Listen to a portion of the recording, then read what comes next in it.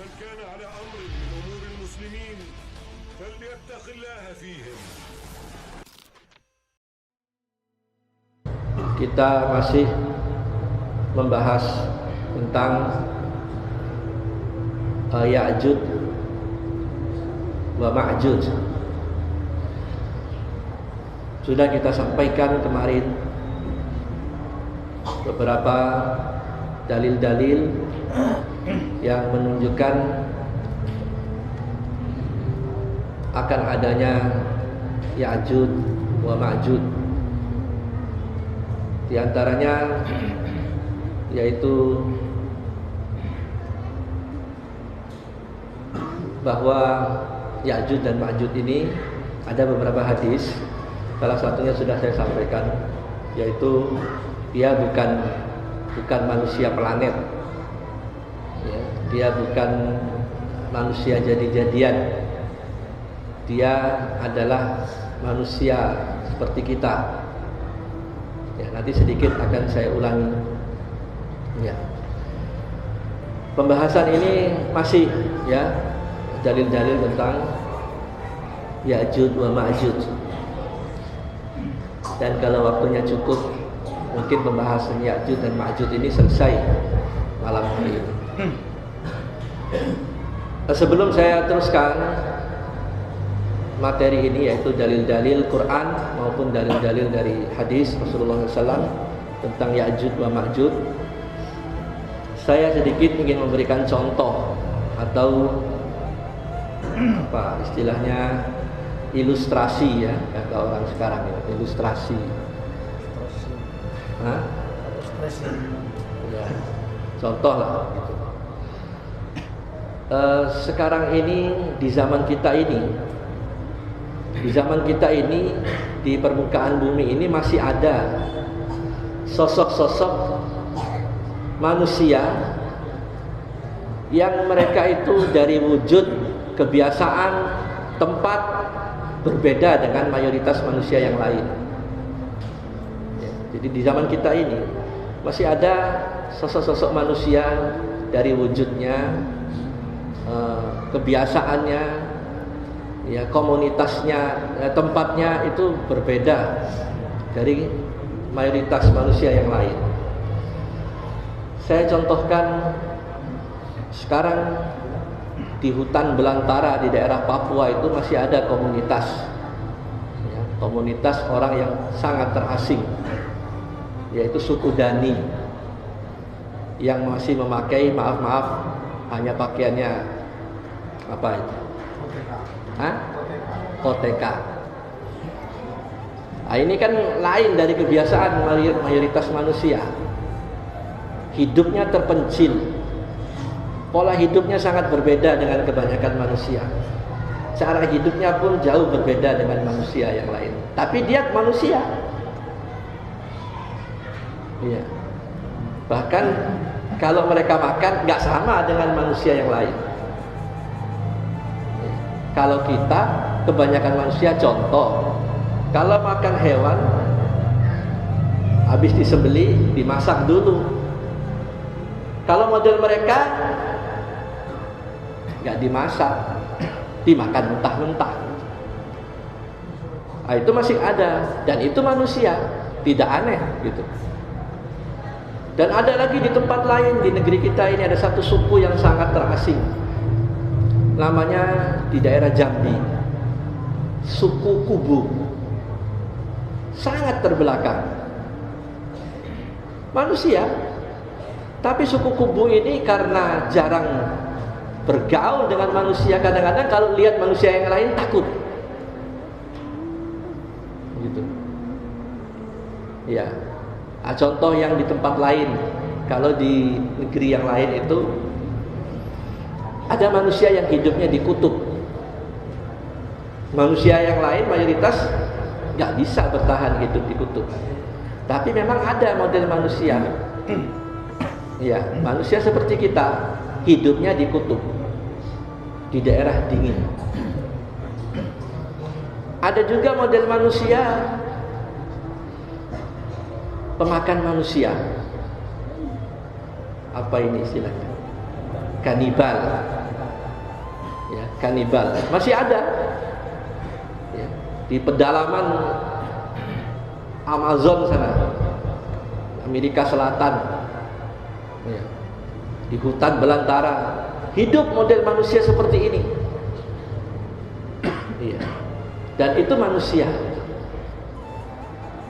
Maka contoh-contoh ini kalau kita pikirkan, nah tidak heran kemudian kalau Ya'juj dan Ma'juj ini dari berbagai dalil, walaupun banyak mitos-mitos, dia digambarkan sebagai bentuk sosok yang aneh gitu. Ada yang menggambarkan seperti model manusia setengah binatang dan lain sebagainya gitu. Tapi yang jelas dia manusia. Ya. Nah, dalil-dalil Quran yang menjelaskan yaitu surat Kahfi itu yang sudah kita sampaikan, mulai dari ayat 83 sampai ayat 98 dan 99 ya. Perjalanan Zulkarnain ya, mengelilingi beberapa wilayah, menaklukkan negeri-negeri, sampailah dia di satu tempat, yang di tempat itu dia mendapatkan orang yang sangat miskin dan terbelakang, yang mereka itu dijajah oleh satu model manusia yang sadis ya, manusia yang sadis, sehingga karenanya bangsa yang miskin ini memohon kepada Zulkarnain, yang Zulkarnain ini oleh Allah diberikan kelebihan ya, kemampuan dan kelebihan gitu. Jadi sudah saya sampaikan, seorang tabi'ut tabi'in mensifati tentang keberadaan ada 4 manusia di dunia ini yang Allah berikan kelebihan. 2-nya mukmin, yang 2 kafir. Diberi kekayaan, kekuatan dan kelebihan-kelebihan. Yang pertama Nabiullah Sulaiman alaihissalam. Iya. Yang kedua yaitu Zulkarnain. Ini yang muslim. Kemudian yang kafir, orang yang diberi kekuatan dan kelebihan-kelebihan yang lain, yaitu yang pertama Namrud, yang kedua Zulkarnain, yang kedua, yang jarak hidupnya dengan Zulkarnain yang pertama 2000 tahun lamanya. Zulkarnain yang kedua inilah biasa dikenal oleh orang Bukhtanasor atau Nebukadnezar. Pernah dengar ya? Bukhtanasor atau Nebukadnezar. Nebukadnezar ini penguasa Babilonia, penyembah Majusi. Ya. Nah itu. Yang 2 ini kafir, yang 2 mukmin. Allah berikan kelebihan pada mereka. Ya, dalam kisah Zulkarnain ini surat Kahfi itu sampai ke ayat yang 98 dan 99. Nanti kalau saya salah tolong di lihat ayat 98 99. Wa tarakna ba'dahum yauma idzin yamuju fi ba'din. Ya. Dan kami biarkan mereka satu dengan yang lain itu bergaul. Kami biarkan. Ya, siapa yang dimaksud kami biarkan di sini? Yaitu Ya'juj wa Ma'juj. Ya, membaur satu dengan yang lain. Wa nufikha fi surin fajama'nahum jam'a. Sampai waktu yang dikehendaki Allah, ketika sangkakala ditiup, kami akan kumpulkan mereka pada situasi yang lain. Gitu. Nah, ayat ini Allah mengatakan kami biarkan mereka bergaul di satu tempat yang lain. Bedanya kalau orang-orang yang saya sebut tadi itu, mereka itu dibatasi oleh alami. Sedangkan di ayat ini Allah mengatakan Ya'juj dan Ma'juj itu sengaja oleh Allah itu. Ya, di ayat-ayat sebelumnya itu jelas sekali, sengaja oleh Allah melalui tangan Zulkarnain itu dipenjara. Ya, di apa? Apa namanya? Pokoknya dibenteng di satu tempat.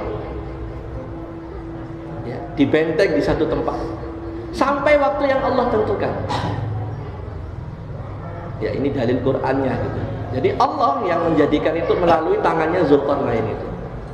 Dan benteng itu sudah disifati terbuat dari besi yang dicor dengan tembaga. Nanti saya akan ceritakan tentang benteng ini. Nah, Ayat ini jelas gitu, menyebut tentang keberadaan Ya'juj dan Ma'juj yang Allah biarkan di satu tempat itu sampai nanti ketika sangkakala ditiup, sampai hari kiamat maksudnya. Jadi menjelang kiamat dia akan muncul dan Allah yang memunculkan. Gitu. Kemudian dalam surat Al-Anbiya ayat 96, coba tolong dibaca ya. Surat Al-Anbiya surat 21 ayat 26. Hatta idza futihat Ya'juj wa Ma'juj. Coba dibacakan.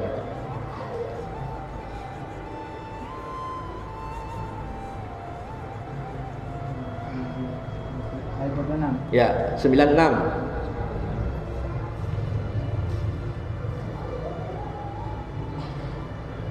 Hatta idza futihat Ya'juj wa Ma'juj itu. Hatta idza futihat Ya'juj wa Ma'juj wa hum min kulli hadabi yang silun. Ya, baca artinya. Hingga apabila tembok Ya'juj dan Ma'juj dibukakan, mereka turun dengan cepat dari seluruh tempat yang tinggi. Ya. Hatta idza futihat Ya'juj wa Ma'juj wa hum min kulli hadabi yang silun. Ya. Terus ayat di bawahnya waqtaraba wa'dul haq. Ketika sampai waktunya dinding Ya'juj dan Ma'juj itu dibuka oleh Allah. Nah, ini Allah yang mengatakan futihat Ya'juj wa Ma'juj. Ketika sampai waktunya dinding Ya'juj dan Ma'juj itu dibuka oleh Allah, mereka akan turun dari satu tempat yang tinggi. Ya. Mereka akan turun ya dari satu tempat yang tinggi. Dan itu Allah yang menghendaki. Ya, waqtaraba wa'dul haq, sebagai janji yang benar ya akan datangnya hari kiamat.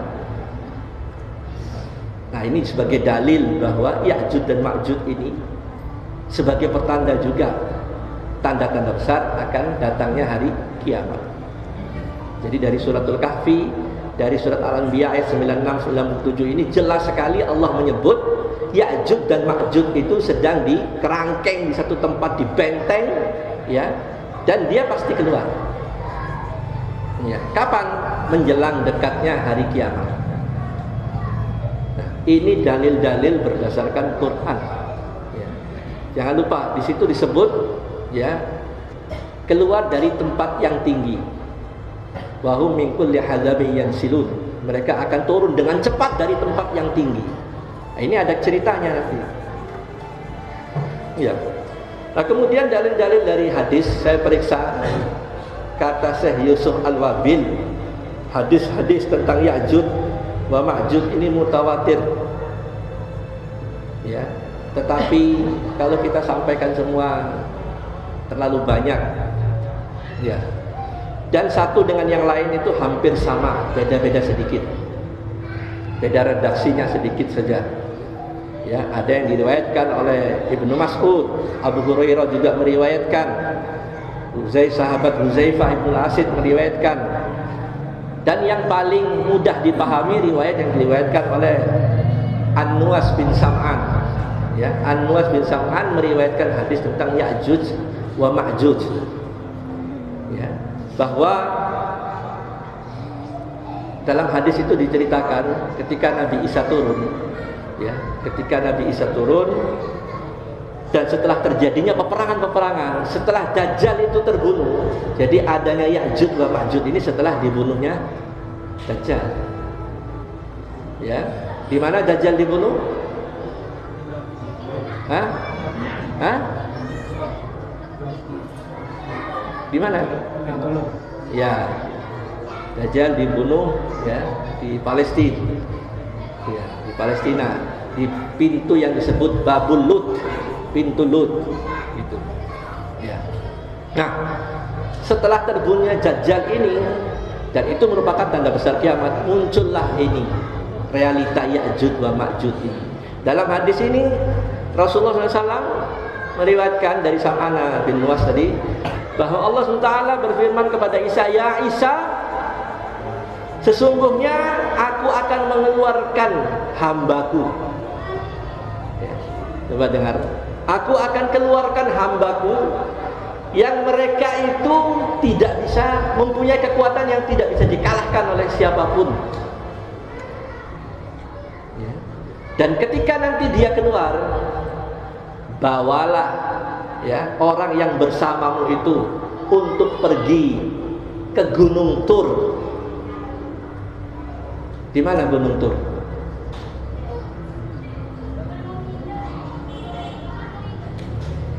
Surat Watin. Ada 3 tempat disebut dalam surat Watin. Wattini wa zaitun, demi pohon tin dan buah zaitun. Pohon tin dan buah zaitun ini adanya di Palestina. Wa turi sinin, ya.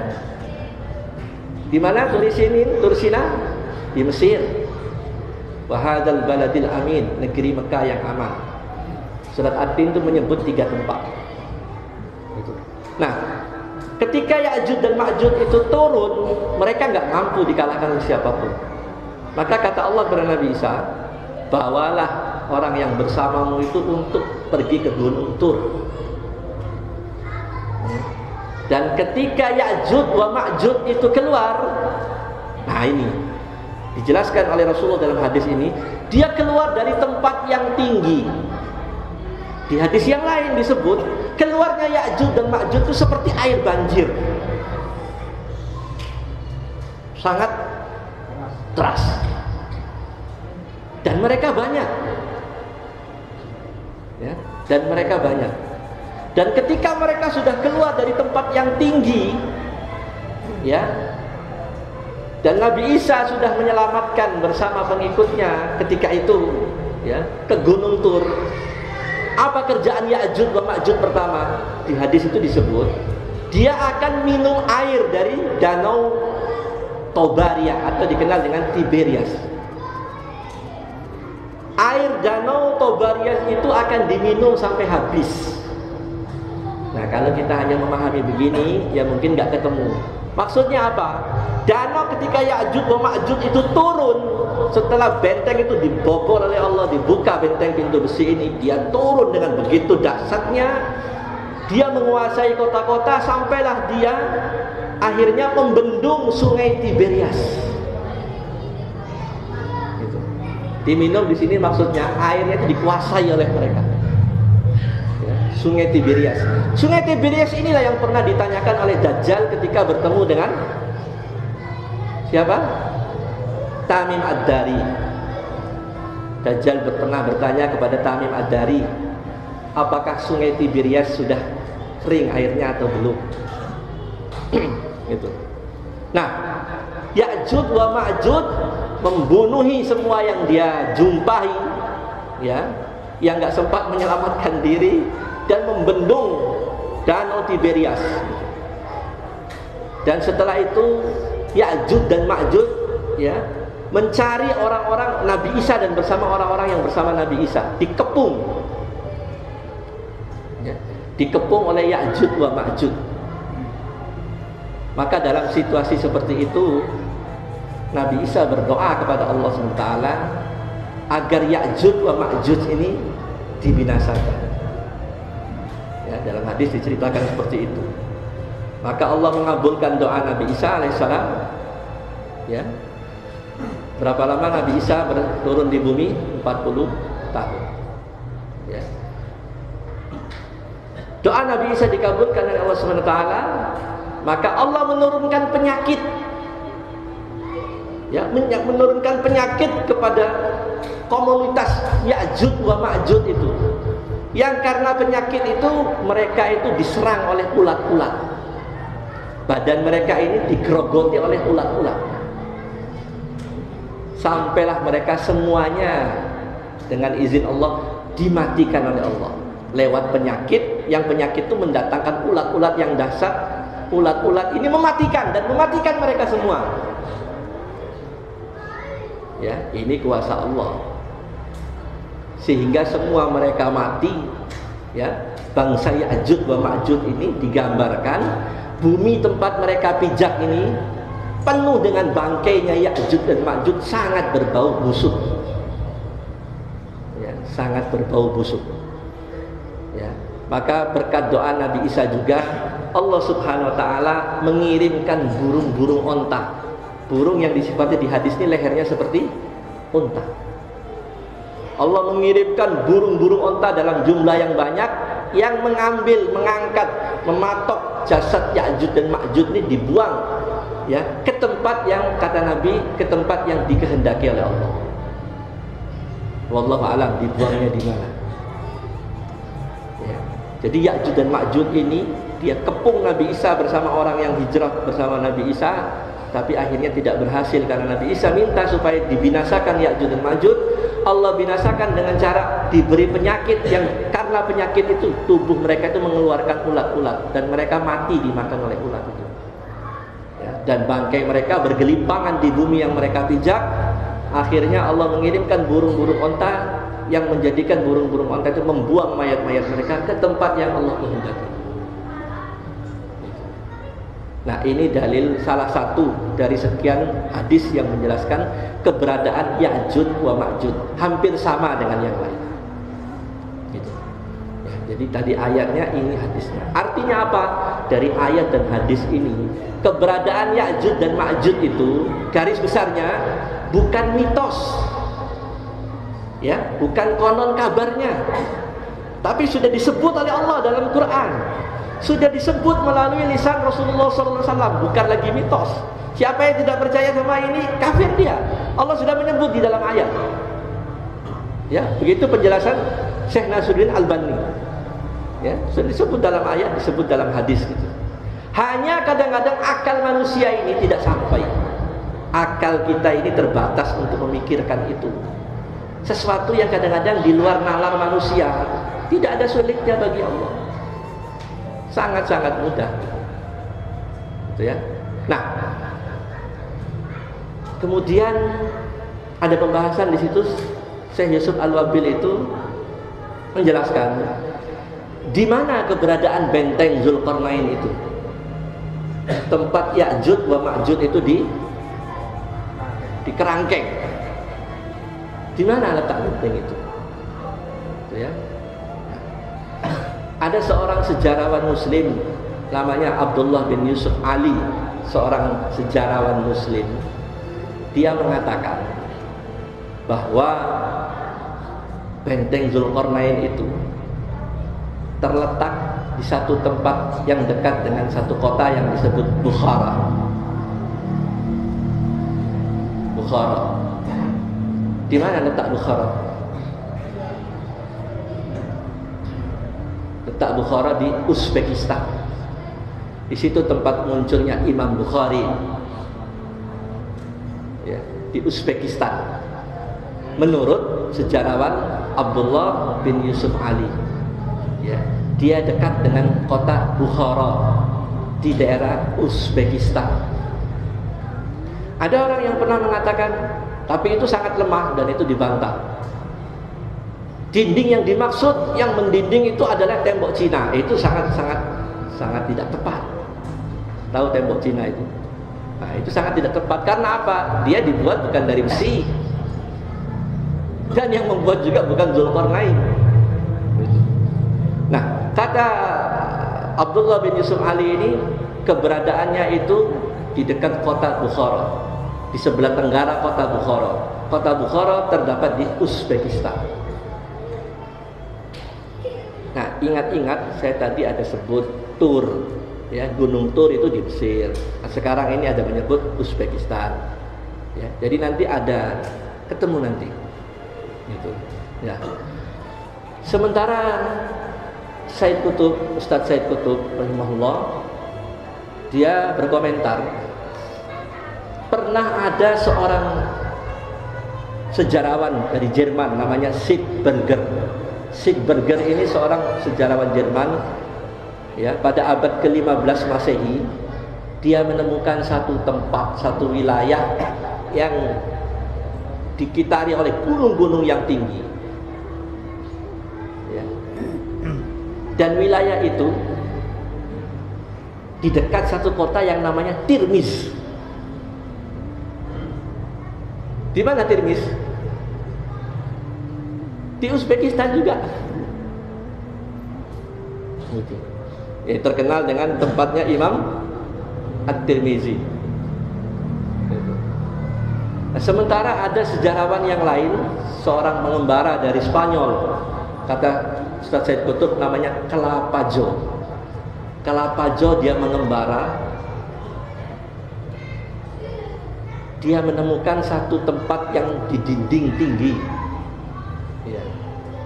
Tempat itu batas dinding akhirnya di daerah yang disebut Samarkand. Di mana Samarkand? Juga berbatasan Uzbekistan dengan Tajikistan. Gitu. Nah, ini pendapat-pendapat, tetapi sampai hari ini tidak ada satupun yang dengan pasti, ya dengan pasti memastikan itu benar dinding atau benteng yang dibangun oleh Zulkarnain. Ya, wallahu a'lam. Dalam pembahasan ini Syekh Yusuf Al-Wabil mengatakan itu tidak terlalu penting untuk dibahas. Yang penting, yang wajib diimani, Ya'juj dan Ma'juj itu merupakan tanda besar kiamat yang ketika dia muncul, pertanda hari kiamat sudah semakin dekat. Gitu. Nah, kemudian kesimpulannya, saya singkat saja.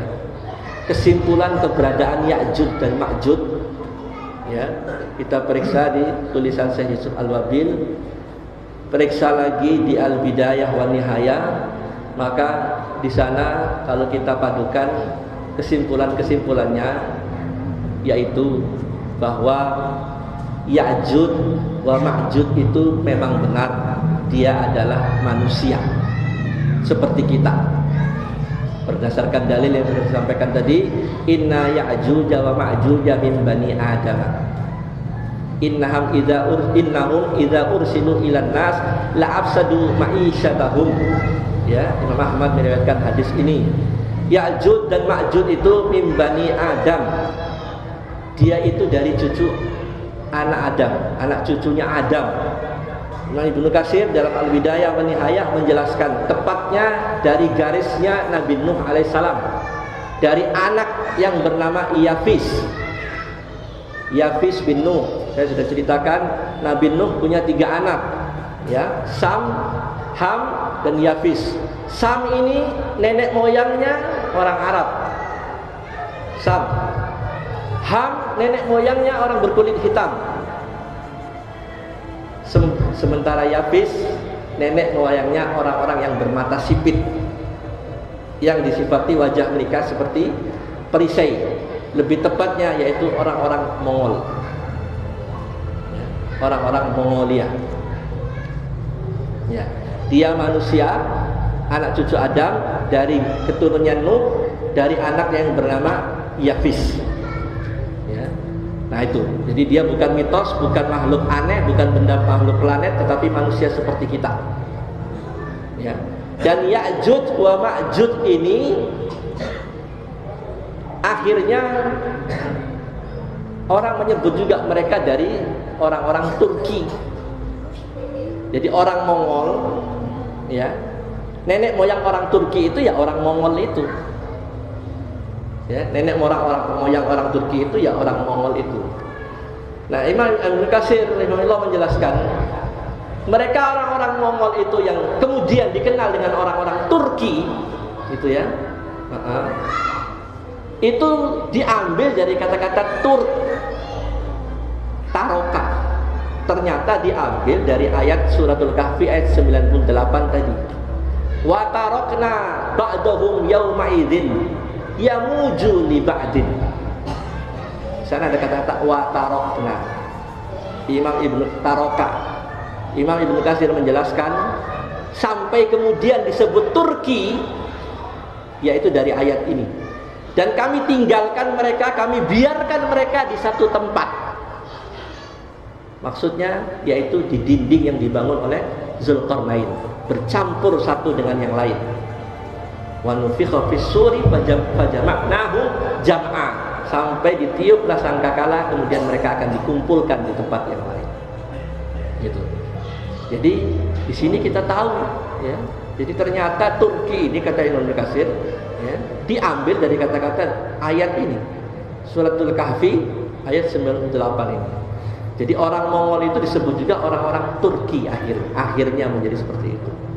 Adapun Ya'juj dan Ma'juj kata Imam Ibnu Katsir, dua bangsa besar dari orang-orang Mongol ini.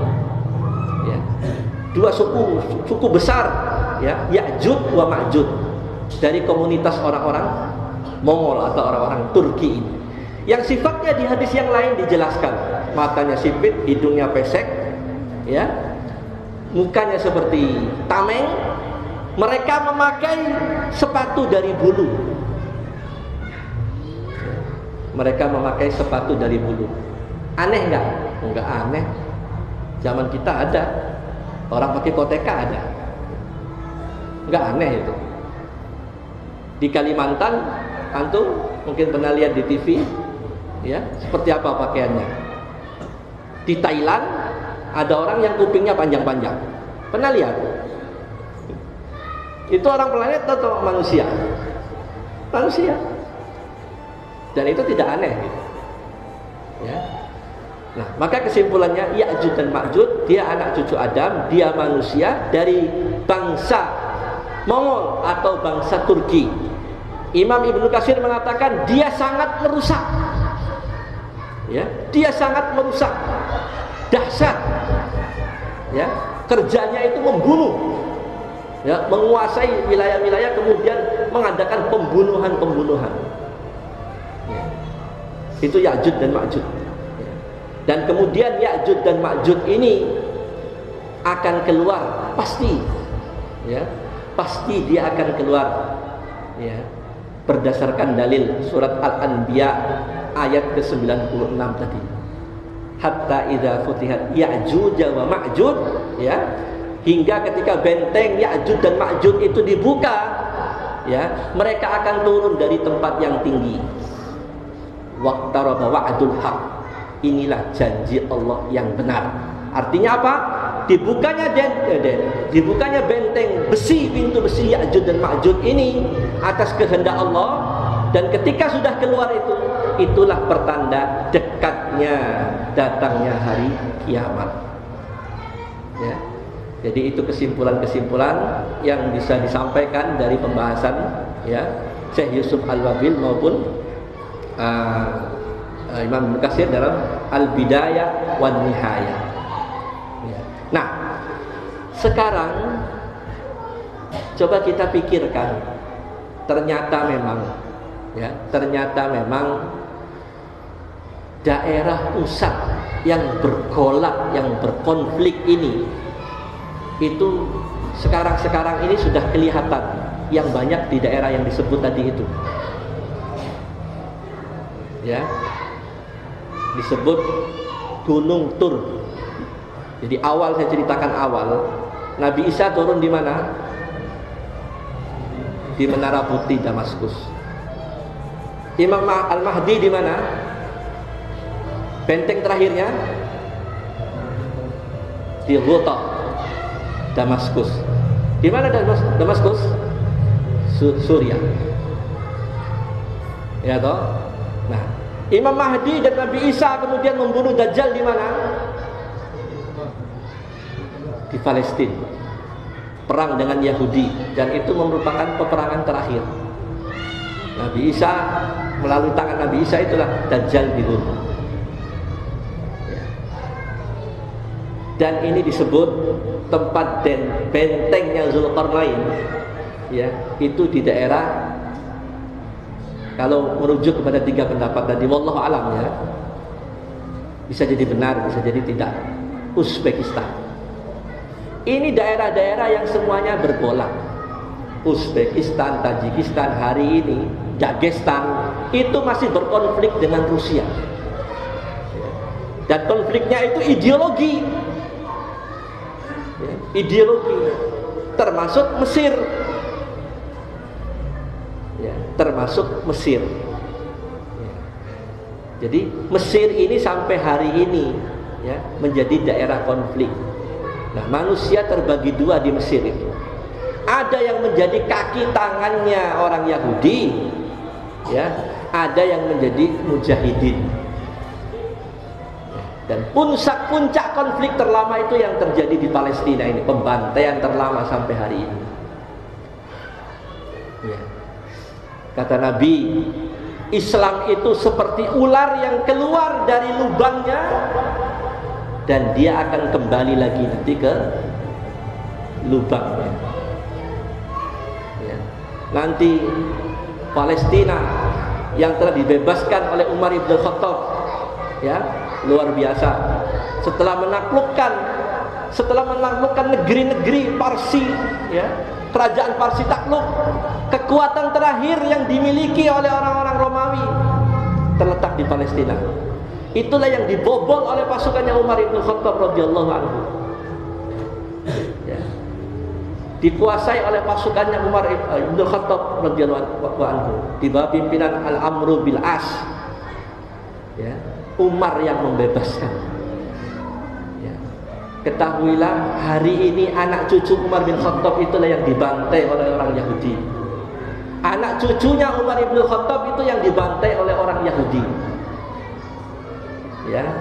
Orang Yahudi dia bisa eksis sampai hari ini karena ada Amerika di belakangnya.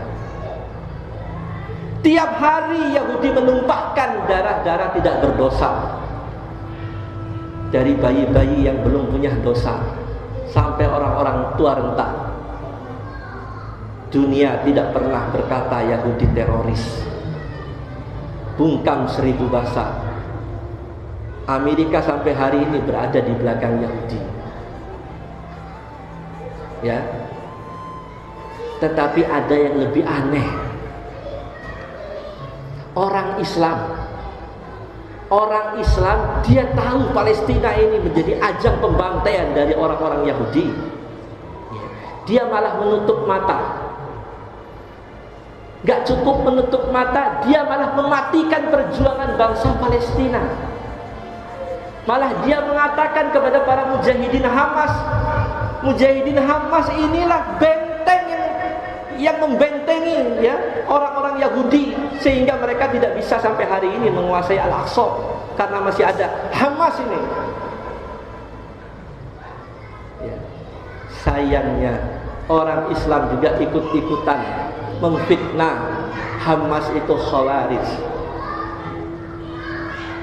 Padahal Israel, musuh Islam nomor 1 Yahudi, paling takut terhadap Hamas. Tetapi yang berbicara ini orang Islam, Syekh. Maaf ini saya harus sampaikan, wallahi demi Allah, Syekh jenggotnya panjang. Khawarij, Hamas Khawarij. Na'udzubillah min dzalik. Ya, sehingga Ikhwanul Muslimun ini kalau dia menang, Mursi kalau sampai dia ketika itu tidak didongkel oleh Al-Sisi, itu dia buka perbatasan Mesir Palestina, Yahudi makin keok. Tetapi mereka tidak ingin Mursi itu berkuasa. Menang pemilu demokratis lagi. Ya. Menang pemilu demokratis, digulingkan, dikudeta oleh seorang jenderal yang mendapat restu dari beberapa orang syekh. Ya. Sehingga sampai hari ini Palestina terseok-seok, Palestina berdarah-darah. Begitu juga di Suriah. Ya. Sampai hari ini rakyat Suriah itu berdarah-darah. Ya. Rusia sudah masuk ke Suriah. Ya. Syiah sudah bergentayangan di Suriah. Siapa yang membela? Segelintir manusia, tidak banyak. Segelintir manusia. Sementara orang-orang yang Allah kasih harta, punya kekuasaan, punya kekuatan, diam 1000 bahasa. Ya. Maka saya ingatkan, ya, diri saya dan antum semua, ikutilah perkembangan dunia ini. Ya. Di tempat-tempat tadi itulah sekarang ini ditunjukkan makin dekatnya datangnya hari kiamat. pasukan yang disebut koalisi itu sudah terlihat hari ini. Tinggal nanti kita hitung berapa negara yang bersama dengan sekutu Amerika itu. Karena di hadis sudah disebut, ya, mereka masing-masing membawa bendera negaranya masing-masing. 80 panji, masing-masing panji itu 12.000. Sekarang kita sudah bisa lihat itu. Nah, hadirin jemaah rahimakumullah, saya rasa pembahasan Ya'juj dan Ma'juj ini saya cukupkan, ya. Kalaupun diteruskan, paling yang kita bahas hadis-hadis dalil tentang keberadaan Ya'juj dan Ma'juj, dan itu sudah saya anggap cukup, ya, cukup. Pesan saya terakhir, kiamat ini, ya, kelihatannya Allah alam kita dapat atau tidak, tapi tanda-tandanya sudah banyak kita saksikan, gitu. Hak dan batil ini sudah berhadap-hadapan, ya. Kita tahu di daerah lain kaum muslimin berdarah-darah, ya. Maka jangan lupakan mereka. Saya ingatkan, jangan lupakan mereka. Kita nanti akan ditanya oleh Allah Subhanahu wa ta'ala. Siapkan jawaban kita. Kita tidak bisa membela mereka, tidak punya kekuatan, tidak punya kekuasaan untuk membela mereka.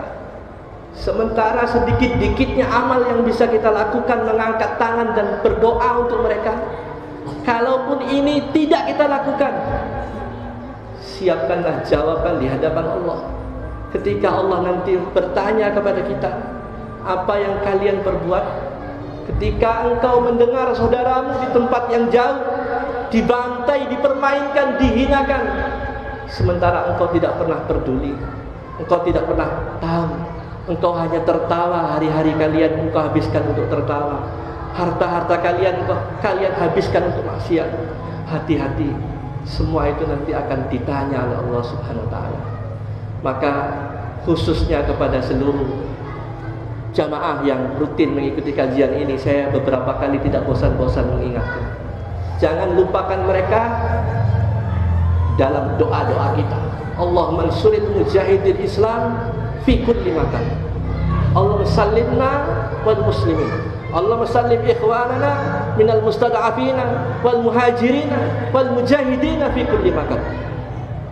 Ya Allah, selamatkanlah kaum muslimin, orang-orang yang tertindas, orang-orang yang berhijrah, dan orang-orang yang berjihad di jalan-Mu ya Allah. Ini sekecil-kecilnya yang dapat kita berikan untuk mereka. Kalau ini pun tidak ada, siap-siapkanlah jawaban di hadapan Allah. Kita akan dituntut nanti oleh mereka terhadap darah-darah saudara kita.